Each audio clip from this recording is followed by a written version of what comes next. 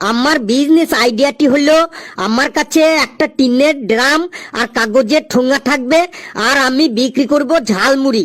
আমি প্রতিদিন 500 ঠোঙা ঝালমুড়ি বিক্রি করার টার্গেট রাখবো। মার্কেটে মুড়ি 50 টাকা কিলো, আমার একদিনের জন্য 10 কিলো মুড়ি চাই। 50 × 10 মানে 500 টাকা। 2 কিলো চানাচুর লাগবে, যার দাম 150 টাকা। 5 কিলো পেঁয়াজ লাগবে, যার দাম 160 টাকা। 4 কিলো শসা লাগবে, যার দাম 240 টাকা। 20টা পাতিলেবু লাগবে, যার দাম 100 টাকা। 1 কিলো সর্ষের তেল লাগবে, যার দাম 130 টাকা।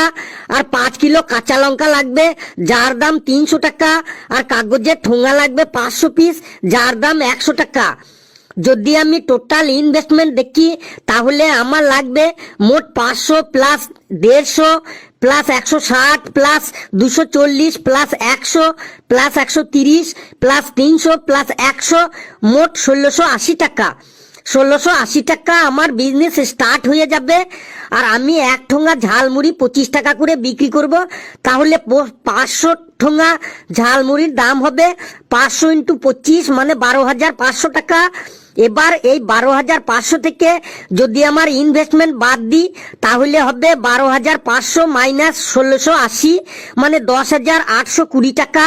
আমার পার ডে লাভ হবে 10,820 টাকা, মানে মাসে তবে 10,820 × 30 মানে 3,24,600 টাকা। বছরে হবে 3,24,600 × 12 মানে 38,95,200 টাকা। শরীর খারাপ বা কোনোদিন যদি আমি ছুটি নিই, তার জন্য 95,200 টাকা বাদ দিলাম, তাহলে আমার বছরে 38 লাখ টাকা লাভ থাকবেই থাকবে। এত টাকা তো আমি ইঞ্জিনিয়ার হয়েও কামাতে পারবো না। মানে তোর ঘরের লোক এই জন্যই তোকে স্কুলে পাঠায় যে তুই পড়ালেখা করে টিনের ড্রাম নিয়ে ঝালমুড়ি বিক্রি করবি।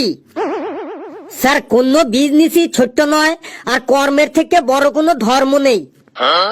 ওই বেশি বড় বড় ডায়লগ বলিস না তুই। সবই বুঝলাম, কিন্তু তুমি 10 কিলো মুড়ি মাখাতে 5 কিলো কাঁচা লঙ্কা ব্যবহার করবে। ওই মুড়ি খেলে ঝালে কেউ টিকতে পারবে? স্যার, মুড়িটার নামই তো হলো ঝালমুড়ি, তাই বলে এত ঝাল? স্যার, মুড়িটা তো ঝাল দেবারও কারণ আছে। আমার ওই ঝালমুড়ির দোকানের পাশেই আমার ভাইকে চিনির শরবতের দোকান দিতে বলবো। ঝালমুড়ি খেয়েই যখন কাস্টমারদের ঝাললে একদম মুখ জ্বলে যাবে, তখনই ওরা মিষ্টি শরবত খেতে যাবে। আর প্রতি গ্লাস শরবতের দাম হবে 15 টাকা। 1 গ্লাস শরবত তৈরি করতে 3 টাকার চিনি লাগবে, তাহলে প্রতি গ্লাসে 13 টাকা করে লাভ থাকবে। তাহলে 500 × 13 মানে 6,500 টাকা এই শরবত বিক্রি করে পার ডে আমার লাভ হবে। তাহলে 6,500 টাকা মানে মাসে হবে 1,95,000 টাকা, আর বছরে হবে 23,40,000 টাকা। কি সাংঘাতিক আইডিয়া রে! ওই শরবত খেয়েও যদি কাস্টমারদের মুখের ঝাল না দূর হয়, তখন কি করবি? স্যার, ওই শরবত খেয়েও যদি কাস্টমারদের ঝাল না দূর হয়, তাহলে আমি আমার কাকাকে ওই শরবতের দোকানের পাশেই ল্যাংচার দোকান খুলতে বলবো। ওই ল্যাংচা খেলেই ঝাল মিটে যাবে। ধরুন 100 কাস্টমারের শরবত খেয়েই ঝাল মিটে গেল, পরে রইল 400 কাস্টমার। ওই 400 কাস্টমার যদি 2টো করে ল্যাংচা খায়, তাহলে একটি ল্যাংচা 10 টাকা হলে 2টো ল্যাংচা 20 টাকা। তাহলে 20 × 400 কাস্টমার মানে 8,000 টাকার ল্যাংচা বিক্রি হবে। আর 8,000 ল্যাংচা বানাতে 3,500 টাকা খরচ হইলে 5,500 টাকা পার ডে লাভ হবে। তাহলে এবার আপনি মাসের আর বছরের হিসাবটা করে নিন। তারপর এমন একদিন আসবে, তখন আমি শুধু দিনে বসে বসে শুধু মেশিনে টাকাই গুনবো। এদের বিজনেসের আইডিয়া শুনে আমার নিজের বিজনেসের কথাই ভুলে গেছি। চলুন তাড়াতাড়ি এখান থেকে কেটে পড়ি, না হলে এরা আমাদেরকে একদম পাগল করে ছাড়বে।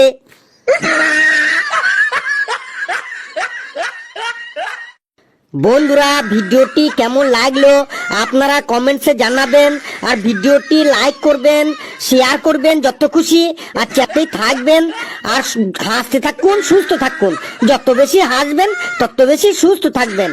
আর আমার বিজনেস আইডিয়াটা কেমন লাগলো আপনারা অবশ্যই কমেন্টসে জানাবেন। করোড়পতি হতে হবে, করোড়পতি।